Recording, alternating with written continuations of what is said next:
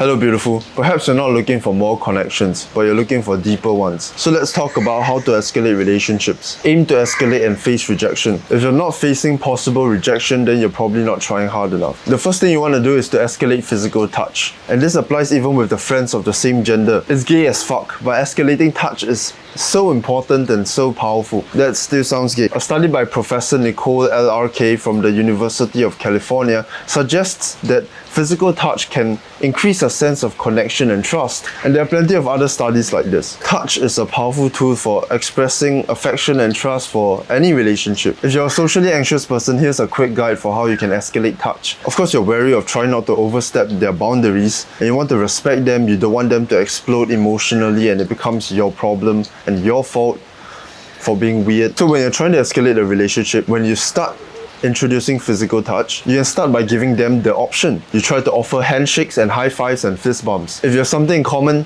handshake, fist bump, high five. If they make a good joke and you laugh at it and you genuinely think it's funny, fist bump, high five. And over time, as you find that they are reciprocative of your physical touch and they enjoy your presence, then you can slowly try to escalate that physical touch. You can pat them on the shoulder when it's appropriate, give them a hug when it's appropriate. When you escalate physical touch, a lot of people with social anxiety like to be very careful with their touch. So they like to touch people, that sounds weird, in an overly cautious, careful way. You're very gentle with it and you want to retract your hand as soon as possible. If you're very uncomfortable and very afraid, it's going to show. But then again, you should not let that discourage you from trying to escalate. If you are very, very afraid and you're still doing that weird retracting, you're too afraid to touch them too firmly, then you need to face your fear and do it anyway. It's 100% going to feel uncomfortable and weird at first. When you have physical touch, you want to do it firmly, you want to do it confidently, and you can't fake that confidence. You only know how they react when you've interacted with a shit ton of people and you've become comfortable with the essence of escalating physical contact. So remember that and keep building your resilience. You got this. Next, in order for a relationship to prosper, you have to invest hours on it. Friendship doesn't happen instantly.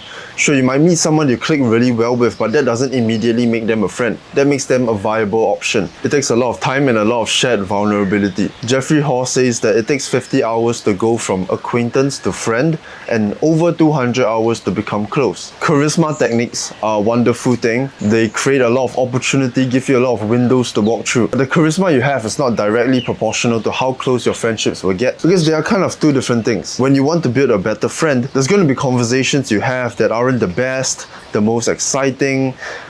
You're not going to have them feeling the best about you all the time. You're not going to be able to hold the perfect eye contact, always have perfect posture, never burden them with any negative emotions or never burden them with your own stories. When you intend to build a close friendship, some charisma techniques have to go here and there when you're interacting with that person, right? So in order to turn somebody into a close friend, we have to risk having them think of us in a negative way if we say or do something they don't like that we genuinely resonate with or care about. Sometimes we have to show up to meeting them without being in the perfect condition. For example, being honest is an amazing risk to take. In order for friendships to be close, you have to risk offending the other person now and then. It's just inevitable. You can't afford to play the attention transaction game. And often close friendships only happen when it's convenient. If you're forced to be together for a long period of time, even when you don't really want to. If you think about it, that's where we have found our closest friends.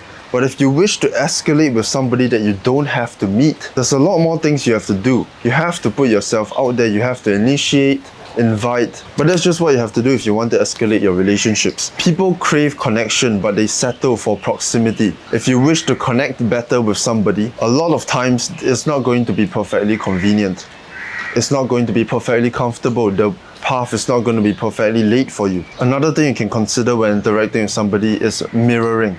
So you look at how somebody sits, their posture, their tone, the way the mood of the conversation is going, and then you match that. Watch what they're doing, how they feel when they speak, how they're expressing themselves. Look at how they're standing or sitting, and you mimic it. What this does is it helps to escalate connection by introducing a sense of familiarity. There's research from Yale University, and they say we tend to like people who are similar to us, and mirroring is a natural way to convey similarity. People open up in layers. Social penetration theory shows that emotional intimacy grows with gradual reciprocal self-disclosure. So you have to kind of focus on helping them feel safe, and then you want to start first and slowly escalate to a point where you're comfortable enough to have those meaningful conversations. A lot of people, when having small talk, they hate it they want to deem it as completely meaningless. But it's how we're going to interact then. Show them warmth, show them empathy, show them you're not a very judgmental person, and be present when you're speaking with them. However, there are a lot of caveats to this, and there's no absolute perfect way to start a conversation and escalate it into a wonderful friendship and become so close. There's no perfect way for that. And the number one thing is, don't be afraid of making mistakes, because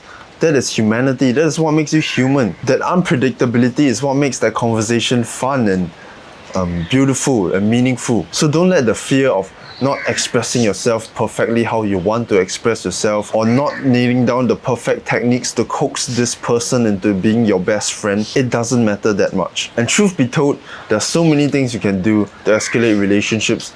Techniques don't even matter that much. But what techniques can do for you is to set a guideline, a framework, a template, a structure that you can follow if your mind starts to wander, you start getting scared, you don't know what to do next. As you speak to people, there will always be times where you don't know what to say or do next, and feel all over the place and overwhelmed, and eventually you either give up on that conversation, withdraw yourself, or start giving yourself some self-deprecating nonsense. These techniques are frameworks. They are there to stay with you in the hard times.